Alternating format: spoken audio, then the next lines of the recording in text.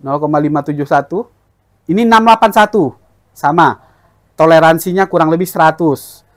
572 di sebelahnya. Ini cara untuk potong kompas. Kenapa saya bilang potong kompas? Sekali ukur seharusnya sudah langsung bisa kita ketahui permasalahannya di mana. Felindo.com menyediakan alat dan spare part handphone.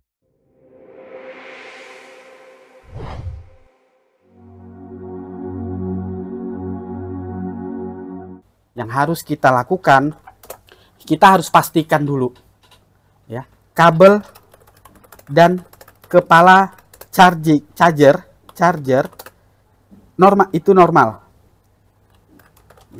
Harus pasti dulu nih. Dibuktikan dengan dicoba di tempat lain. Jadi ketika konsumen datang, "Bang, nggak bisa ngecas." Oke, gitu kan ya. Harus dibawa tuh, ya. Harus dibawa. Jadi charger konsumen harus dibawa. Karena ada beberapa kasus, kawan-kawan, sebenarnya masalahnya di charger dan kabel chargernya si konsumen itu. Nah, bandingkan dengan milik konsumen. Jadi ini kadang jebakan Batman. Yang rusak memang chargernya dia atau kabelnya dia. Datang ke tempat kita. Wah, kita mantap nih. Nggak diapa-apain, sikat. Wah, normal. Gitu kan? Ternyata ya, punyanya dia tuh masalah. Gitu. Jadi jangan seneng dulu. Ini harus kawan-kawan lakukan. Bandingkan dengan milik konsumen. Yang pertama, anggap kata punyanya konsumen juga normal. Nah, punya kita jelas dong, ya, punya kita jelas normal harusnya. Normalnya setiap handphone walaupun ditancap cas tanpa baterai pasti ada sedikit ampere arus yang naik. Nah, ini kita lihat. Kedap-kedip dia di 0,1 ampere. Putus, nyambung, putus, nyambung. Oke? Di situ harus kita perhatikan, harus kawan-kawan perhatikan betul bahwa ketika kita colok cas ternyata ada respon dari USB adapter atau charger adapter, berarti tegangan yang mengalir dari kabel yang kita sebut V-charge ataupun V-bus itu ada. Ini satu. Baik berapapun lah ampere yang ditunjukkan. Ini harus kita pastikan dulu. Jadi, kalau sudah dia bergerak seperti ini, boleh dikatakan satu, tegangan dari charger pasti masuk ke IC cas. Pasti masuk ke IC cas. Ukur menggunakan dioda mode. Jadi, ini tahap-tahapnya ya. Tahap-tahap yang harus kita lakukan. Kita harus ukur dengan dioda mode. Ya, skala dioda. Kabel merah itu di ground dan kabel hitamnya jalan. Ingat ya. Ini jadi kita cabut dulu nih. Kita cabut dulu. Jadi poin nomor 2 yang harus kita lakukan adalah kita mengukur dioda modenya. Tadi kita colok cas, sudah jelas ada respon dari USB adapter. Asumsi kita dengan adanya ampere yang naik berarti tegangan dari charger masuk sampai ke IC cas. Masalah dia komplit nggak komplitnya atau fix nggak fixnya itu nanti urusan nomor 2. Yang penting kita bisa memastikan konektor cas ini aman. Karena jalannya tegangan jelas dari konektor cas terlebih dahulu. Jadi kita harus cek konektor casnya ada nggak tegangannya. Jadi kita harus ukur dulu, kawan-kawan, kaki atau pin menggunakan dioda mode. Ini untuk membuat kesimpulan bahwa jalur ini pasti fix, oke. Nggak ada masalah gitu. Gunakan pengukuran pasif terlebih dahulu. Nah, jadi istilahnya ini di sini saya tambah. Pengukuran pasif. Pengukuran pasif. Seperti ini.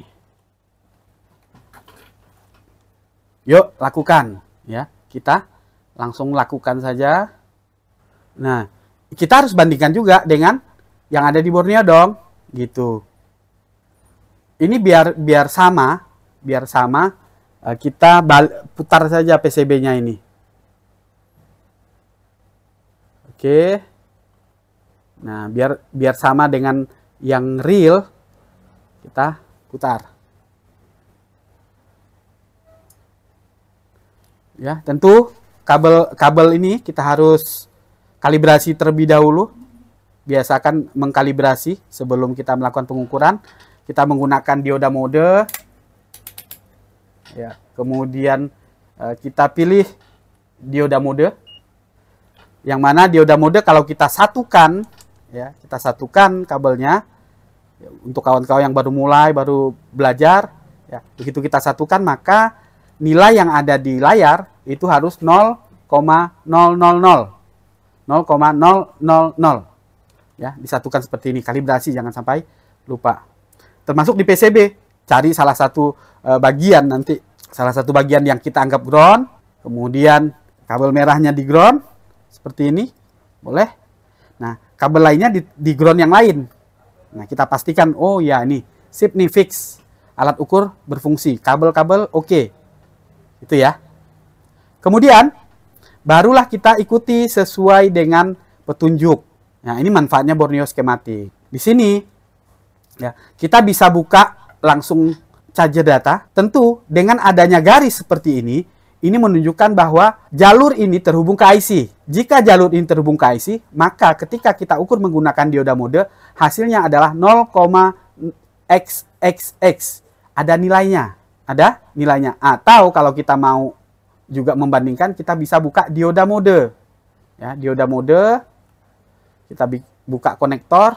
Di sini Borneo menggunakan multitester Sanwa. Menggunakan Sanwa CD800A. Untuk nilainya itu ya ada toleransi jelas. Ya, ini kita sunsangkan begini. Nah, jadi harus berdasarkan patokan ini. Dioda modenya harus sesuai terlebih dahulu. Jadi ini cara untuk potong kompas. Kenapa saya bilang potong kompas? Sekali ukur seharusnya sudah langsung bisa kita ketahui permasalahannya di mana. Terutama permasalahan jalur. Secara pasif, jalur ini terhubung. Paling kiri, kita pasti akan mendapatkan nilai. Ya, ini saya zoom lagi lebih dekat. Paling kiri ada nilai. Ini seharusnya ada nilai 0,573. Berapa nilai di Borneo? 0,476. Berarti toleransinya kurang lebih 100. Kurang lebih 100. 573 sama 476. Ini nilai di Borneo. Kita real ukur seperti ini. Oke, ini yang pertama.